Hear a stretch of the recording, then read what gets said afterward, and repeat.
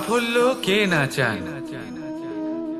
সাফল্য লাভ করার শিখরে পৌঁছানোর আলাদাই একটা আনন্দ রয়েছে।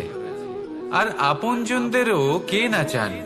প্রত্যেক মানুষ চান যেন জীবনে তার কোনো আপনজন থাকে, যারা সব সময় তাদের সাথে থাকবে। কারণ আপনজনের সাথেই তো সাফল্যের আনন্দ সব থেকে বেশি পাওয়া যায়। কিন্তু আসলে কি হয়, অনেক সময় সাফল্যের খোঁজে সেই পথে চলতে চলতে আমরা আপনদের থেকে দূরে চলে যাই।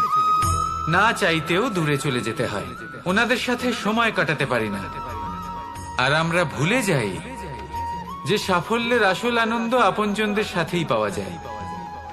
সফল হওয়ার পরে আপনদের সাথে দেখা হলে তাদের চোখে আমাদের জন্য যে আবেগ থাকে, যে সম্মান, যে প্রেম থাকে, সেটাই হলো আসল পুরস্কার। আমরা সেই কথা ভুলে যাই এবং একা হয়ে পড়ি। বেশিরভাগ সময় এটাই হয়। বেশিরভাগ সময় সফল মানুষগুলি একা হয়ে যান। এবার আপনি কি চান? আপনি অসফল হয়ে দিনগুলি একাকিত্বে কাটাতে চান, নাকি সফল হয়ে আপনজনদের সাথে আনন্দে থাকতে চান? সেই সিদ্ধান্ত আপনার। সাফল্যের পেছনে ছুটুন, নিজেকে উজাড় করে দিন, কিন্তু আপনজনদের সঙ্গ ত্যাগ করবেন না।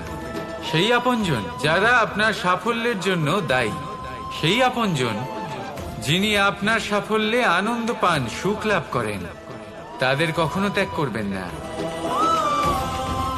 আসুন আমার সাথে ভালোবেসে বলুন, রাধা রাধা। ভগবান আর ভুল, এই দুই একই অক্ষর দিয়ে শুরু হয়।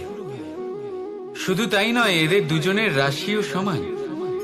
এবারে আপনারা বলবেন যে ভগবান, ভুল, এদের মধ্যে কিভাবে মিল থাকতে পারে?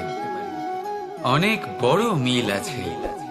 না শুধু এ এক অক্ষর দিয়ে শুরু হয়, বরং এদের বিজয় মন্ত্রটাও এক।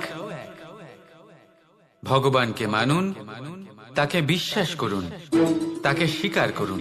এটা করলে মনের দৃষ্টি থেকে ভগবানকে দেখা যায়, আর উনি আপনাকে সমৃদ্ধ করে তোলেন। ভুলের সাথেও এটাই ঘটে। নিজের ভুল স্বয়ং মেনে নিলে, স্বীকার করে নিলে, সব কিছুই স্পষ্টভাবে দেখতে পাবেন। যেদিন থেকে আপনি নিজের ভুল মেনে নিতে শিখবেন, সেদিন থেকে সেই ভুল শোধরানোর প্রক্রিয়াও শুরু হয়ে যাবে। আপনি বুঝে যাবেন নিজের ভুল কিভাবে শোধরাতে হয়। তাই মনে রাখবেন, নিজেকে শ্রেষ্ঠ করে তোলার জন্য নিজের ভুল স্বীকার করা অত্যন্ত প্রয়োজনীয়। এই জীবনে শান্তি আনার জন্য ঈশ্বরকে মেনে নেওয়াও অত্যন্ত প্রয়োজনীয়। সবসময় নিজের গুণ এবং নিজের দোষ মনে রাখবেন। আজীবন সুখী থাকবেন। রাধা রাধা। আত্মীয় স্বজন কারা হন? তারাই যারা সুখে দুঃখে পাশে থাকেন, তারা যারা বিপদের সময় আপনার পাশে এসে দাঁড়ান। এবার দেখুন, একটা প্রশ্ন করব আপনাদের, সব থেকে ঘনিষ্ঠ, আবশ্যক এবং গুরুত্বপূর্ণ আত্মীয় কারা, বিশেষ করে বিপদের সময়? কেউ বলবেন মাতা, কেউ বলবেন পিতা, কেউ বলবেন ভাই, বোন, ইত্যাদি ইত্যাদি। এবার ভাবুন, আপনি বড় হয়ে গেছেন, আপনি বাড়ি থেকে দূরে চলে গেছেন। পেট ভরানোর জন্য আপনাকে প্রত্যেক দিন চেষ্টা করতে হয়। এমন সময় যদি আপনার জীবনে বিপদ এসে পড়ে, তাহলে কখন আপনার খবর ওনাদের কাছে পৌঁছবে? কতক্ষণে ওনারা সাহায্য করতে আসতে পারবেন? এরকম এক সময় সব থেকে গুরুত্বপূর্ণ আত্মীয় হন আপনার প্রতিবেশী, কারণ তারাই সেই মুহূর্তে আপনার সব থেকে কাছে। আপনি কখনো পরীক্ষা করে দেখবেন, আপনার তার সাথে লক্ষ্য মতভেদ থাকলেও প্রতিবেশীকে কষ্টের মধ্যে দেখে সবার আগে সাহায্য করতে তারাই এগিয়ে আসেন। তাই প্রতিবেশীর সাথে সম্পর্ক ভালো রাখুন, শুধুমাত্র স্বার্থের জন্য নয়। এটা হলো শান্তিরও আধার। যদি এই সম্পর্ক ভালো থাকে, তাহলে না কথায় কথায় বিবাদ হবে, না মতান্তর। আর এই সুখী সম্পর্কের ছায়ায় মন প্রসন্ন হয়ে বলবে, রাধা রাধা। এই সংসারে মাতা পিতা তার সন্তানকে সব থেকে বড় উপহার কি দিতে পারে? বৈভব, সুযোগ সুবিধা, বাড়ি, নাকি আশেপাশের পরিবেশ? এই সংসারে মাতা পিতা তার সন্তানকে সব থেকে বড় উপহার শিক্ষা দিতে পারেন, কিন্তু তার জন্য সময়ের প্রয়োজন হয়। এবার এই সময় অত্যন্ত অদ্ভুত। সময়ের ধারণা সবার রয়েছে। কখনো কখনো কিছু কঠিন সময় বরদানের মতো আমাদের সম্মুখে আসে। এরকম কোন সমস্যার কথা যদি আমি বলি, যেমন যুদ্ধ, মহামারী, মহা অসুখ, এরকম সময় আমাদের কাছে যথেষ্ট সময় থাকে। এই সময় আমরা চিন্তা করি, ভয়ভীত হই, কে জানে কত সম্পত্তির ক্ষয়ক্ষতি হবে। এবার এই সময় কিভাবে কাটিয়ে ওঠা যায়? অশুভ চিন্তা তার মনের মধ্যে বাসা বাঁধে। সে বুঝতে পারে না সে কি করবে। আমি বলবো, চিন্তা ত্যাগ করুন, এই ভয়কে ত্যাগ করুন। আর মনে রাখুন একটা গুরুত্বপূর্ণ কথা, যে ঈশ্বর আপনাকে বরদান দিয়েছেন যাতে আপনি নিজের কর্তব্য পূর্ণ করতে পারেন। কর্তব্য, নিজের পরিবারকে সময় দেওয়া, নিজের সন্তানকে শিক্ষা দেওয়া। তাদের সাথে বসুন, কথাবার্তা বলুন, আলোচনা করুন। কিছু কথা তারা বলবে, কিছু আপনি বলবেন, কিছু আপনি শিখবেন, কিছু তারা শিখবে। তাদের সাথে খেলা করুন, তাদের সাথে পূর্বপুরুষের গল্প করুন। এইসব করলে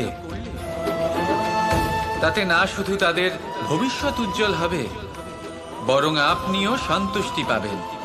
ভয়ভীত হবেন না। আজ বর্তমানে আপনি কি করতে পারেন যাতে আপনার বর্তমান সঠিক হবে এবং ভবিষ্যৎ উজ্জ্বল হবে, তাতে একাগ্র হন।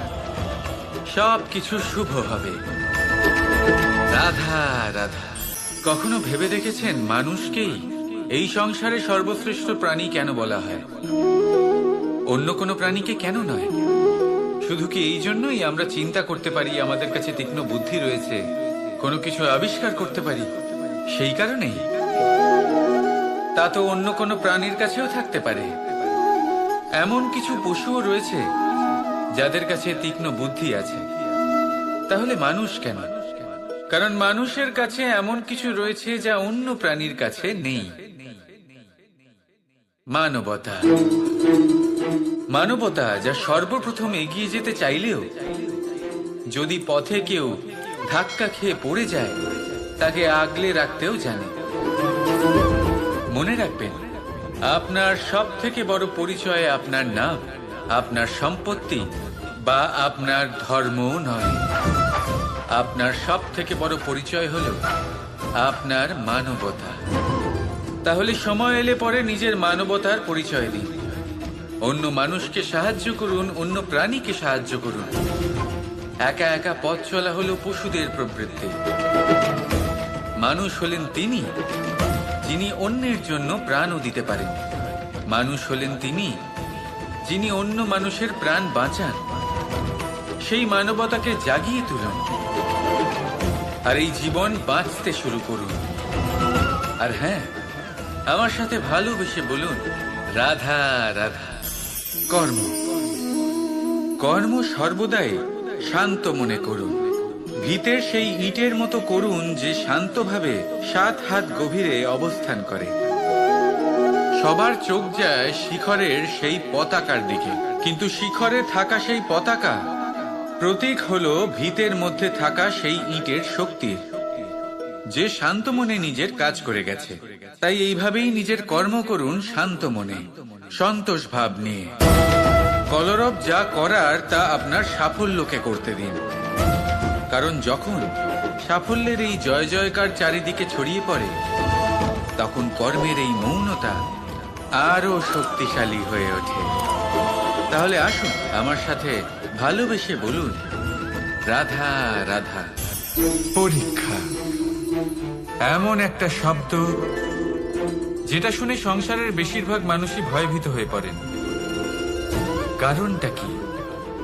অসফলতার ভয়। পরীক্ষা এই শব্দের যদি আমি অন্য দিকটা দেখাই, তার তাৎপর্য এই নয় যে আপনার দুর্বলতা সবার সামনে তুলে ধরবে। এটা তো হলো সেই যুক্তি যা আপনার বল, সাহস, শক্তিগুলি সবার সম্মুখে তুলে ধরবে। আগে হ্যাঁ, এটাই হলো সেই যুক্তি।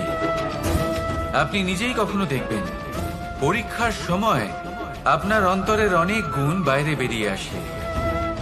এমন কোন শক্তির উদ্ভব হয় যার বিষয়ে আপনি নিজেও জানতেন না, ঠিক কিনা? তাই এই পরীক্ষাকে কখনো ভয় পাবেন না। বিশ্বাসের সাথে নির্ভীক হয়ে এটার সম্মুখীন হন। দিনের শেষে এই পরীক্ষা শুধুই আপনাকে উজ্জ্বল করবে, আপনাকে আরো শ্রেষ্ঠ করে তুলবে। তাহলে আসুন আমার সাথে ভালোবেসে বলুন, রাধা রাধা। মানুষ যখনই নিজের জীবনে নতুন কিছু করতে যায় তখন ভয়ভীত হয়ে থাকে। ভাবে যদি আমি অসফল হই তাহলে কি হবে, কে কি ভাববে, কেউ আমাকে দেখে হাসবে কিনা। যদি আমি আমার মতামত দিই তাহলে বলবো এইসব পরীক্ষার সম্মুখীন হতে কখনো ভয় পাবেন না। কারণ যাই হোক না কেন পরিণাম দুটোই হতে পারে। একটা হয় আপনি জিতে যাবেন, দ্বিতীয় পরিণাম আপনি হেরে যাবেন। খুব সোজা। যদি জিততে পারেন আপনি সবাইকে নেতৃত্ব দিতে পারবেন, কিন্তু যদি আপনি হেরে যান তাহলে আপনার কাছে সেই অভিজ্ঞতা থাকবে যা দিয়ে আপনি আগামী প্রজন্মের পথপ্রদর্শক হবেন। এবার ভাবুন, এই অভিজ্ঞতা দ্বারা আপনি কাউকে সাহায্য করছেন যা দিয়ে সে নিজের স্বপ্ন পূরণ করতে পারবে। খুব পুণ্যের বিষয় এটা। একটা সহজ কথা জেনে রাখুন, জয় হোক বা পরাজয় দুটো একই দিকে নিয়ে যায়, আর সেটা হলো জয়ের দিকে। শুধু নিজের দৃষ্টিভঙ্গি শুভ করে তুলুন আর নিজের পরীক্ষাগুলিকে সীমিত করে তুলবেন না। নিজের এই সীমাগুলিকে আহ্বান জানান, নিজের ব্যক্তিত্বকে বিশাল করে তুলুন, শক্তিশালী করে তুলুন। আর আমার সাথে ভালোবেসে বলুন, রাধা রাধা। এই জীবন, এই জীবন দেখতে গেলে কিন্তু খুবই কঠিন। এই জীবন কি করি হে নারায়ণ, এটাকে একটু সহজ কি করে করে তোলা যায়, এই প্রশ্নই তো আসছে মনে। এর উত্তর স্বয়ং সেই মানুষের মধ্যেই লুকিয়ে, তার সিদ্ধান্তে, তার নির্বাচনের মধ্যে লুকিয়ে। এবার জীবনের যে কঠিন সময়গুলো থাকে সেগুলো সেই প্রসঙ্গের মতোই হয়। যেমন ধরুন, আপনি হাঁটছেন হাঁটছেন আর হঠাৎ করে পায়ে কাঁটা ফুটে গেল। এবার আপনি কি করবেন? এমনও ব্যক্তি আছেন যারা সেই কষ্টের কারণে, সেই কষ্ট পাওয়ার ভয় পিছিয়ে আসেন। এমনও কিছু ব্যক্তি থাকেন যারা সেই আঘাতে নিরাময় করার জন্য সময় নষ্ট করবেন, কতটা জানি না। এমনও কিছু ব্যক্তি থাকতে পারেন যিনি হয়তো সেই কাঁটাকে তুলে নিয়ে তার ব্যবহার গজালের মতো করবেন, তাকে দেওয়ালে পুঁতে একটা সুন্দর ছবি লাগাবেন যাতে সেই দেওয়াল আরো সুন্দর দেখতে মনে হয়। এটাই জীবনের সাথেও হতে পারে।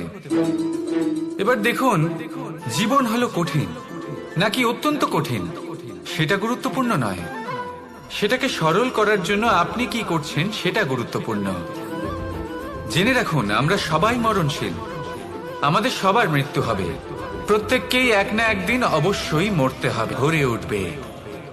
আর এই প্রসন্নতাই আপনি বলবেন, রাধা রাধা। আমরা সব সময় চাই যে এই সংসার আমাদের জ্ঞানী বলবে, বুদ্ধিমান বলবে, বুঝদার বলবে, কিন্তু মূর্খ মূর্খ যেন কেউ না বলে। মূর্খ শব্দটা আমরা কেউ শুনতে চাই না, দূরে পালাতে থাকি। কিন্তু একটা সত্যি সবার কাছে অজানা, যে মূর্খ হওয়া হলো বুদ্ধিমান হওয়ার দিকে সর্বপ্রথম পদক্ষেপ। আপনি যত খুশি দিগ্গজ জ্ঞানী মানুষদের সাথে আলাপ করুন, যত ইচ্ছে কথা বলুন, যতই জ্ঞানের কথা আলোচনা করুন, অভিজ্ঞতা মূর্খ হবার পরেই পাওয়া যায়, তাই নয় কি? মূর্খ হবার পরে আপনি এটা বুঝতে পারবেন যে কি করা উচিত নয়। জ্ঞানী ব্যক্তি আপনাকে এটা বলবেন যে কি করা উচিত। আর এই সংসারে কি করা উচিত তার থেকেও অনেক বড় জ্ঞান হলো কি করা উচিত নয়। সেই জন্য সব সময় মনে রাখবেন, আপনার করা কিছু ভুল আপনাকে যদি কেউ মূর্খ বানিয়ে থাকে, ছল চাতুরি করে থাকে, তাহলে কোনো ব্যাপার নয়, এটা শেষ পর্যন্ত আপনাকে আরো বুদ্ধিমান করে তুলবে। এই মুহূর্তে ধন্যাত্মক থাকুন, এই সংসার আপনাকে অবশ্যই জ্ঞানী বলবে। রাধা রাধা। অনেক ব্যক্তির মনে একটা প্রশ্ন জাগে আমাকে আর রাধাকে নিয়ে। বলেন যে না আমি আর রাধা একসাথে থাকি, না আমাদের বিয়ে হয়েছে, আমি এখানে দ্বারকাতে, ও ওখানে বর্ষণাতে, তাও এত ভালোবাসা কি করে? এ কেমন সম্পর্ক? আমি তাদের একটা সহজ কথা বলতে চাই। আপনি কখনো আয়নার দিকে দেখেছেন? নিজের দুই চোখের দিকে তাকিয়ে জিজ্ঞাসা করুন, এই দুই চোখ একসাথে কেন বন্ধ হয়, একসাথে কেন খোলে, একসাথে কেন ঘুমোয়, একসাথে কেন কাঁদে? আজীবন কোনো এক মানুষের সাথে সম্পর্ক রাখা অবশ্যই সম্ভব, তাদের সাথে দেখা না করে। আমার আর রাধার ভালোবাসাও কিছুটা এরকমই, আর কিছুটা এরকমই হয় ভালোবাসা দুই নয়নের মতো, যারা কখনোই মিলিত হবে না, কিন্তু চিরকালের জন্য একসাথে জুড়ে থাকবে। এই অনুভূতি নিঃস্বার্থ হয়, আর এই নিঃস্বার্থ ভালোবাসা আপনাকে আনন্দের পথে অগ্রসর করে। জীবনে সবসময় নিঃস্বার্থভাবে ভালোবাসুন, শুধুমাত্র আনন্দই পাবেন। তাহলে আসুন আমার সাথে নিঃস্বার্থভাবে ভালোবেসে বলুন, রাধা রাধা। কথায় বলা হয়, জীবনে ভালোবাসাই হলো সুখের মূল। এটা সত্য। এবার প্রশ্ন হলো এটাই যে এই ভালোবাসা কার সাথে করা উচিত? যদি আপনি কিছুক্ষণের জন্য সুখ পেতে চান, তাহলে ভালোবাসুন নিজের রুচি মতো। যদি আপনি কিছুদিনের জন্য সুখ পেতে চান, ভালোবাসুন নিজের বন্ধুদের। যদি আপনি কয়েক মাসের জন্য, কয়েক বছর বা অনেক বছরের জন্য সুখী হতে চান, তাহলে ভালোবাসুন নিজের পরিবারকে, মাতা পিতা, নিজের সন্তান, স্বামী স্ত্রী, নিজের আত্মীয়দের। কিন্তু যদি আপনি চিরকালের জন্য সুখী হতে চান, তাহলে ভালোবাসতে হবে শুধু নিজের কর্মগুলিকে। কারণ সম্পর্ক যেমনই হোক না কেন, কখনো না কখনো ভেঙে যাবেই। এই সংসার হলো এমনই যে যাদের সঙ্গ আমরা পাই, তাদের সঙ্গ একদিন ত্যাগ করতে হয়।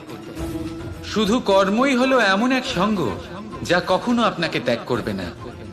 আপনার মৃত্যুর পরেও এই কর্ম আপনাকে বাঁচিয়ে রাখবে। তাই সবসময় মনে রাখবেন, এই কর্ম ধর্ম মনে করে পালন করা উচিত।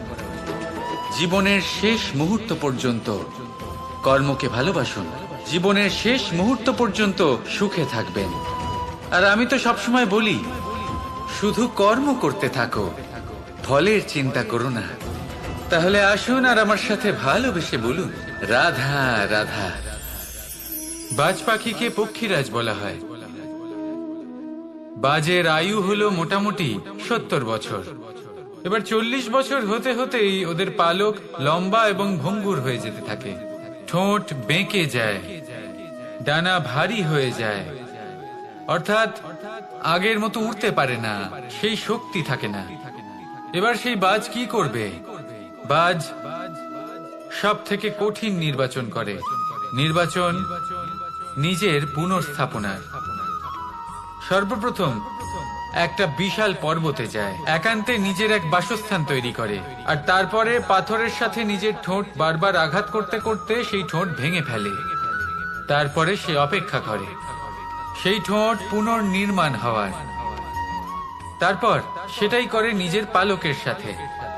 তারপরে নিজের ডানা থেকে এক এক করে ভারী পালকগুলো ছিঁড়ে ফেলে দেয়। আর তারপর 150 দিনের এই যন্ত্রণা সহ্য করার পরে ও ফিরে পায় নিজের ওড়বার অনন্য ক্ষমতা, সেই শক্তি। আর তারপরে ও জীবনের পরবর্তী 30 বছর বাঁচে। কি বুঝলেন আপনি? যদি ইচ্ছে শক্তি থাকে, তাহলে একজন দুর্বলও শক্তিশালী হতে পারে। আপনিও এটাই করুন, নিজের অতীতের যন্ত্রণার বোঝাগুলিকে ত্যাগ করুন, আর কল্পনার খোলা আকাশে উন্মুক্ত হয়ে উড়ে বেড়ান। নিজের পুনর্স্থাপনা করুন, তবেই সর্বশ্রেষ্ঠ হতে পারবেন। আর মনে রাখবেন, এই ছোট ছোট পদক্ষেপই বড় বড় শিখরে পৌঁছে দিতে পারে। তাহলে আসুন আর আমার সাথে ভালোবেসে বলুন, রাধা রাধা।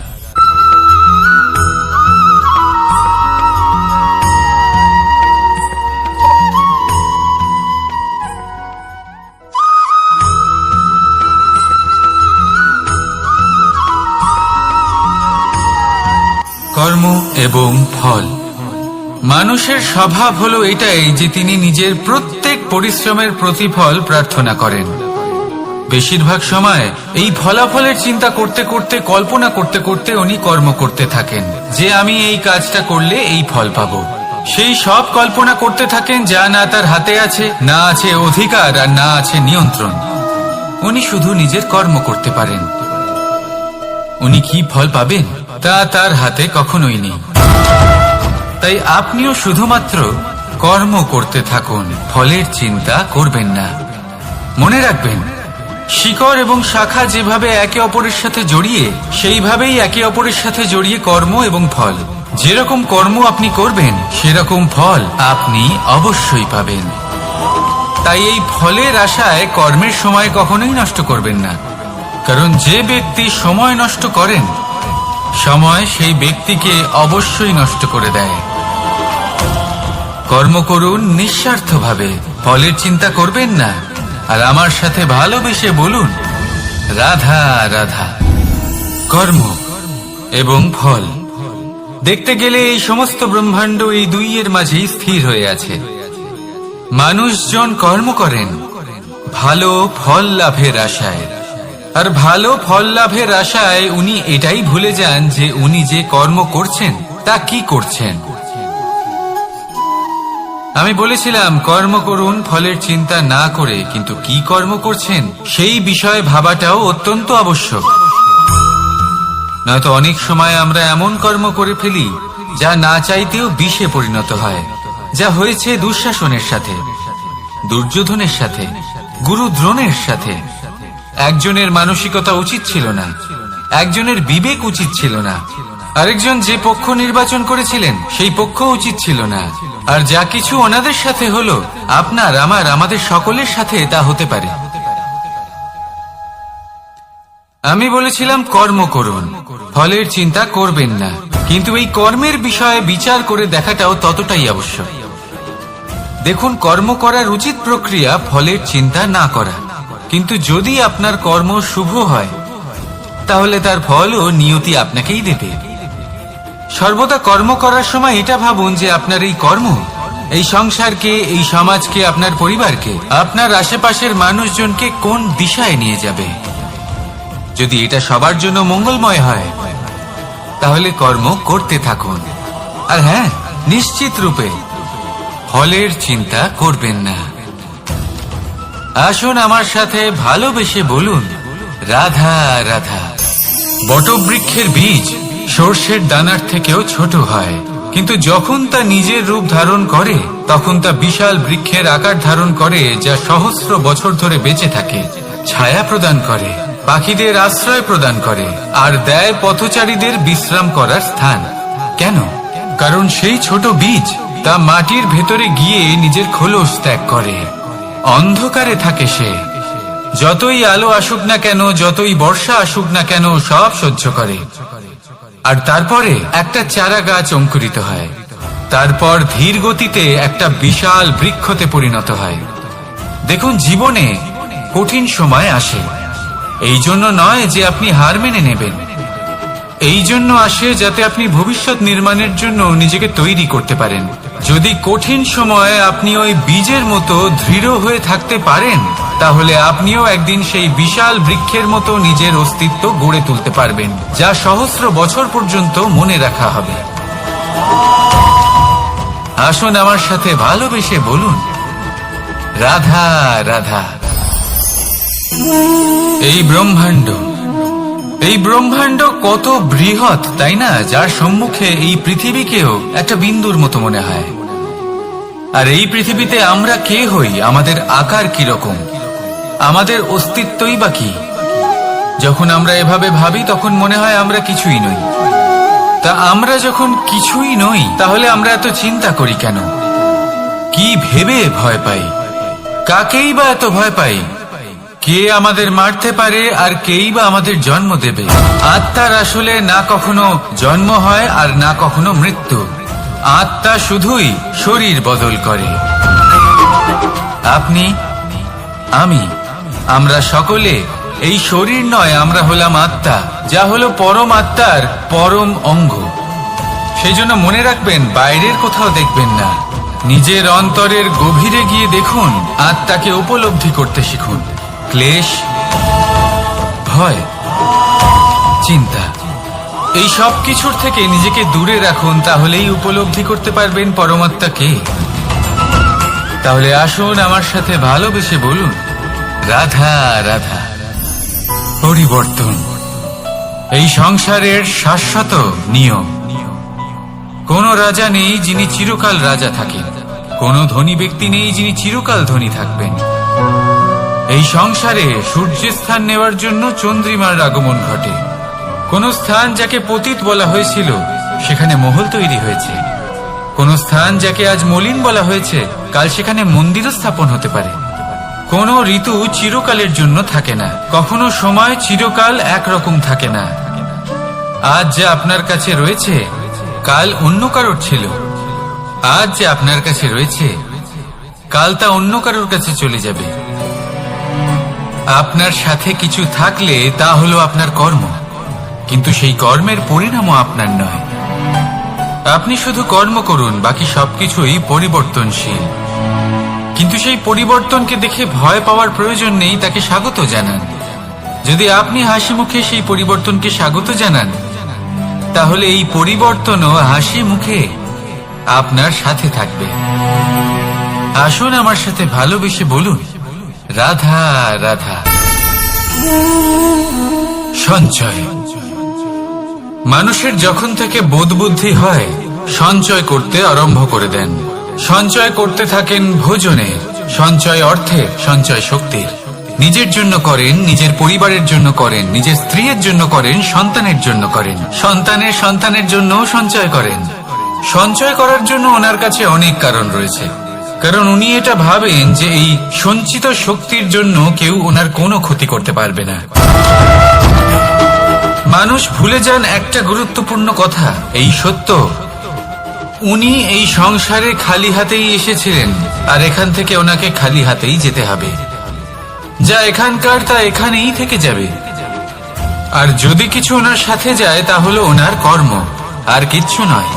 তাই যদি কিছু অর্জন করতে চান তাহলে শুভ কর্ম অর্জন করুন, আত্মশক্তি অর্জন করুন, কারণ পরলোকে এটাই হবে আপনার সম্পত্তি। তাহলে কি এটা আপনি অর্জন করতে চান না? আসুন আর আমার সাথে ভালোবেসে বলুন, রাধা রাধা। সদিচ্ছা। দেখতে গেলে 3 অক্ষরে তৈরি এই শব্দ, কিন্তু সমস্ত ত্রিলোক তার উপরই আধারিত। আপনি এই সংসারে এসেছেন, তখন অবশ্যই শ্বাস নেবেন, কিন্তু তার বদলে আপনাকে কিছু তো দিতেই হবে। আপনার উপর নির্ভর করছে আপনি কি দেবেন। কি দেবেন এই সংসারকে, এই সমাজকে, নিজের পরিবারকে, আর তার বদলে কি নেবেন? যশ নাকি অপযশ? দেখুন, এক ছিল রাবণ, যে কিনা সমুদ্র পার করলো সীতাকে অপহরণ করার জন্য, আর এক ছিলেন রামচন্দ্র, যিনি সমুদ্র পার করেছিলেন, সেতু বানিয়ে গিয়েছিলেন সীতাকে ফিরিয়ে নিয়ে আসার জন্য। দুজনেই সমুদ্র পার করেছিলেন, শুধু পার্থক্য ছিল সদিচ্ছাকে বোঝার, লক্ষ্যের। অনেক মানুষের যাত্রা একরকম হতেই পারে, কিন্তু আনন্দ তখনই লাভ করবেন যখন লক্ষ্য শুভ হবে, মহান হবে। এই লক্ষ্য দিয়ে এই সংসারের কল্যাণ হবে এবং মানুষের সম্মান হবে। যদি আপনার সংকল্প উচিত হয় তাহলে আপনার লক্ষ্য উচিতই হবে, নয়তো শুধুমাত্র বিনাশ হবে। আর উচিত এটাই হবে যে বিনাশের হাত থেকে যেন নিজেকে বাঁচানো যায়, কি বলেন? তাই জীবনে যে লক্ষ্য স্থির করছেন মনে রাখবেন তা যেন শুভ লক্ষ্য হয়। যদি এরকম হয় তাহলে আপনার যাত্রা, আপনার জীবন দুটোই শুভময় হবে। আসুন আর আমার সাথে ভালোবেসে বলুন, রাধা রাধা। সুরক্ষা। এই সুরক্ষা আসলে কি? এটা কি কোনো কবচ নাকি কোনো সীমা? এই সুরক্ষা আসলে অন্য কিছু। আমাদের মাতা পিতা, আমাদের প্রিয়জন, আমাদের বন্ধু, এই সমাজ, আমাদের শুভাকাঙ্ক্ষী, আমাদের আত্মীয়, এনারা সবাই আমাদের জীবনে কোনো না কোনো ভাবে সুরক্ষা দিয়ে থাকেন, একটা কবচ দিয়ে থাকেন কোনো না কোনো রূপে। কিন্তু দেখতে গেলে আমাদের পরাক্রমের পথে, আমাদের বীরত্বের পথে, আমাদের সাহসের পথে এই সুরক্ষাই সব থেকে বড় বাধা হয়ে দাঁড়ায়। একবার ভেবে দেখুন, যদি আপনি কোনো সুরক্ষাই না পান, বা যদি আপনি এই সুরক্ষা ভেঙে বাইরে আসতে পারেন, তাহলে আপনার বীরত্ব চরম সীমায় পৌঁছে যায়। কেন? কারণ তখন আপনি জানেন যে এই সংসারের সম্মুখীন আমাদের নিজেদেরই হতে হবে। আপনি বুঝে যান যে শত্রুর সম্মুখীন এবার নিজের বলের দ্বারা, নিজের পরাক্রমের দ্বারা, নিজের সাহসের দ্বারা করতে হবে। আর তখন আমাদের মনের মধ্যে এই শক্তি জাগ্রত হয়। এই শক্তি অন্তরেই বসবাস করে। শুধু এটা চিনে নিতে হবে, একে জাগ্রত করতে হবে। আর এটা সুরক্ষা ভেঙে যাওয়ার পরেই সম্ভব হয়। আর যারা নিজের শক্তি সম্পর্কে জানেন, যিনি নিজেই জানেন তিনি কতটা শক্তিশালী, তিনি নিজেই নিজের সুরক্ষা কবচ চিরকালের মতো ভেঙে ফেলে দেন, ঠিক কর্ণের মতো। আর তারপরে দেখুন, আপনার পরাজয় হোক বা বিজয়ী হোক না কেন, সেটাই অনেক বড় হয়, সেটাই প্রশস্ত হয়ে থাকে। সেই জন্য ত্যাগ করুন নিজের ভয়কে, নিজের আশেপাশের এই সুরক্ষা চক্রকে ভেঙে ফেলুন। আর সম্মুখীন হন এই সংসারের নিজের শত্রুর সম্মুখীন হন। পরাক্রমের এই অঙ্কুর, তা অঙ্কুরিত হওয়ার জন্য বীজের উপরের এই কবচ, এটা ভেঙে যাওয়া অতি আবশ্যক। আসুন আমার সাথে ভালোবেসে বলুন, রাধা রাধা। যখন আমরা হাঁটতে থাকি আর আমাদের পায়ে কাঁটা বিঁধে যায়, তখন মুখ দিয়ে আহ বেরিয়ে আসে, কান্না চলে আসে, আর অনেক সময় অভিশাপও বেরিয়ে আসে। কিন্তু আমরা কি কখনো এটা এইভাবে দেখেছি, এইভাবে ভেবেছি যে আমরা যে পথে চলেছি সেই পথে কাঁটা বিঁধেছে, নাকি আমরা সেই পথ নির্বাচন করেছি যাতে শুধুই কাঁটা রয়েছে? নাকি আমরা এভাবে ভেবে দেখেছি যে এই কাঁটা আমাদের কষ্ট দিতে এসেছে, নাকি এটা আমরাই বিছিয়ে রেখেছিলাম? সাবধান থাকা উচিত ছিল, কারণ কাঁটা বিঁধলে যন্ত্রণা হবে, চিৎকার করে ফেলতে পারি, মুখ থেকে অভিশাপও বেরিয়ে আসতে পারে। কিন্তু এই অভিশাপ শুধুমাত্র আমাদের তরফ থেকে অভিশাপ হয়, সামনের ব্যক্তিটির উপরও নির্ভর করে। এবার সেই ব্যক্তি যদি এমন হয় যে ফুল আর কাঁটা এই দুই সমানভাবে গ্রহণ করতে পারে, তার কাছে অভিশাপও বরদানে পরিণত হয়। শেষ পর্যন্ত ব্যাপারটা দাঁড়ায় ভাবনা, চিন্তা, দৃষ্টিভঙ্গির উপর। কারণ আপনার এই ভাবনাই সত্যি হয়ে সামনে আসে। সেই জন্য এই ভাবনা, চিন্তা, মানসিকতাকে গুরুত্ব সহকারে দেখবেন। এই বিবেচনা নিয়ে বিবেচনা করতে শিখুন। আমার কথার অর্থ হলো যে জীবনে যখন এরকম কিছু একটা ঘটবে, তখন ভেবে দেখুন যে এরকম কেন হলো। আপনি কি এমন কোনো কর্ম করেছিলেন যার কর্মফল এটা? এমন কোনো কাজ যা অনুচিত ছিল, অসত্য ছিল, যা অভদ্রতার কারণ ছিল? ভেবে দেখা প্রয়োজন। দেখুন, ইচ্ছে হলো আপনার যে আপনি কি করতে চান, ভাবনা আপনার, সত্য আপনার, জীবন আপনার, সিদ্ধান্ত আপনার। আসুন আর আমার সাথে ভালোবেসে বলুন, রাধা রাধা। সময়, এই সময় আসলে কি? এই সময় একটা সরল রেখা তো কখনোই নয়। সময় হলো একটা চক্র, যেখানে এর আদি সেখানেই হলো এর অন্ত, আর যেখানে তা শেষ হয় সেখান থেকেই তার শুরু হয়। এই সময় একটা অত্যন্ত বিচিত্র চিন্তা, বিচিত্র ভাবনা, একটা বিচিত্র বস্তু যা কেউ বুঝতে পারেন না। এই সময়ের লীলা, এর কোনো প্রমাণ নেই, কোনো জ্ঞান নেই, কোনো পরিমাপ নেই। শুধু এটুকু আমরা জানতে পারি, যেখানে শেষ হবে সেখান থেকে একটা নতুন সূচনাও হবে। যা আজ আপনার কাছে আছে, কাল অন্য কারোর কাছে যাবে, তারপরে তার কাছ থেকেও অন্য কারোর কাছে যাবে, তারপরে তার থেকেও ছিনিয়ে নেওয়া হবে। এই নিয়তির একজনের কাছ থেকে অন্যজনের কাছে আদান প্রদানের এই সময় হলো আপনার সময়। এই সময়ের সদ্ব্যবহার করুন, এই সময়কে বাঁচুন। আপনাকে শুধু এটাই সুনিশ্চিত করতে হবে যে আপনি কোন পক্ষে আছেন। আর সত্যি বলতে কি, আপনার জীবনের পরিণাম নির্ভর করে আপনার নির্বাচনের ওপর। আপনি কোন পক্ষ নির্বাচন করছেন। তাহলে মনে রাখবেন, জীবনে সেই পক্ষই নির্বাচন করবেন যা চয়ন করার পরে আপনি সুখ অনুভব করবেন, আপনি সন্তোষ লাভ করবেন, প্রসন্নতা লাভ করবেন। আর আমি এটাই সুনিশ্চিত করব যে এই পক্ষ যেন শান্তির পক্ষ হয়, এই পক্ষই যেন প্রেমের পক্ষ হয়। তাহলে চিন্তা করবেন না, আর আসুন আমার সাথে ভালোবেসে বলুন, রাধা রাধা। দৃষ্টি আর দৃষ্টিভঙ্গি, এই সমগ্র লীলা হলো এই দুইয়ের। বিচিত্র হতে পারে, কিন্তু এটাই সত্যি। এবার আপনাকে একটা উদাহরণ দিয়ে বোঝাই। অনেক সময় আপনি কোনো ব্যক্তিকে এটা বলতে শুনবেন যে আমি আমার নিজের উপরে গর্ব করি, আমি নিজেকে নিয়ে গর্ব করি, আমি খুব ভালোভাবে আমার মা বাবার সেবা করি, ওনাদের আমি সবসময় সুখী রাখি, ওনাদের আমি একটা বাড়ি দিয়েছি, সকল সুখ সুবিধা দিয়েছি, ওনাদের জীবনে প্রত্যেক জিনিস দিয়েছি আর দেব যা তাদের প্রয়োজন। এবার আমাকে বলুন যে আপনি কে হন। আপনি হলেন সেই বীজ যা আপনার মাতা পিতা রোপণ করেছেন। আপনার মা বাবাই আপনাকে এই সংসারে জন্ম দিয়েছেন।